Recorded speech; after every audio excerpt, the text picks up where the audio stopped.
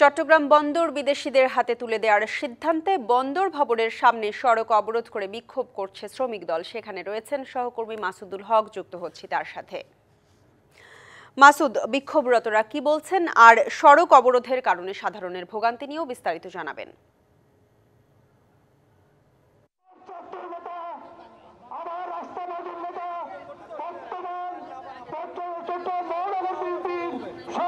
আপনারা জানেন দেশের অর্থনীতির প্রধান গেটওয়ে বলা হয় চট্টগ্রাম বন্দরকে, এবং এই বন্দর যাতে কোনো বিদেশি প্রতিষ্ঠানের হাতে দেয়া না হয় সেজন্য এই মুহূর্তে বন্দর ভবনের সামনে বিক্ষোভ করছে চট্টগ্রাম মহানগর বিএনপির অঙ্গ সংগঠন।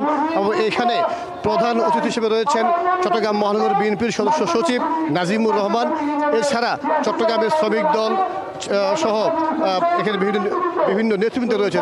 তাদের মূল দাবি হচ্ছে আজকে তারা এখানে বন্দর ভবনের সামনে তারা একটা সমাবেশ করবেন।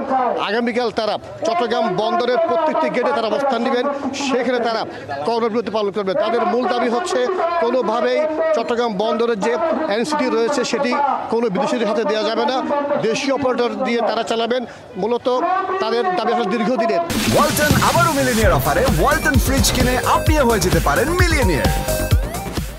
আপনি জানেন যে আওয়ামী লীগ সরকারের সময় ডিপি ওয়ার্ল্ড অর্থাৎ দুবাইয়ের একটি অপারেটরের সাথে একটি চুক্তি হয়েছিল, এবং দুঃখিত আওয়ামী লীগের সময় ডিপি ওয়ার্ল্ডের সাথে কথা হয়েছিল, এবং এই সরকার আসার পর তার সাথে একটি চুক্তি হয়, এবং সেটি আগামী সেপ্টেম্বর মাসে ডিপি ওয়ার্ল্ডকে বুঝিয়ে দেওয়ার কথা রয়েছে। বর্তমানে এনসিটি কিন্তু অপারেটর করছে সাইফ পাওয়ারটেক, এবং মূলত এই বন্দর এই সাইফ পাওয়ারটেক গত 14 থেকে 15 বছর তারা অপারেট করে আসছে, এবং বর্তমান সরকার তারা সিদ্ধান্ত নিয়েছে যে এই বন্দর কি বিদেশির হাতে দিয়ে দেওয়া হবে। মূলত এর প্রতিবাদে মূলত আজকের এই সমাবেশ। তারা যেটি বলছেন, যা তাদের নেতৃবৃন্দ যেটি বলছেন যে কোনোভাবে যদি কোনো বিদেশি প্রতিষ্ঠানকে যদি বন্দর তুলে দেওয়া হয় সেক্ষেত্রে তারা বন্দর অচল করে দিবেন।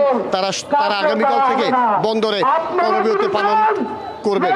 তো যেমনটি বলছিলাম, আপনারা দেখছেন বন্দর ভবনের সামনে কিন্তু গেট বন্ধ, যেহেতু আজকে সরকারি বন্ধের দিন, এবং একটু পরেই এখানে তারা সমাবেশটির পর একটি বিক্ষোভ মিছিল অনুষ্ঠিত হবে। তো এই ছিল আমার কাছে চট্টগ্রাম থেকে খবরাখবর।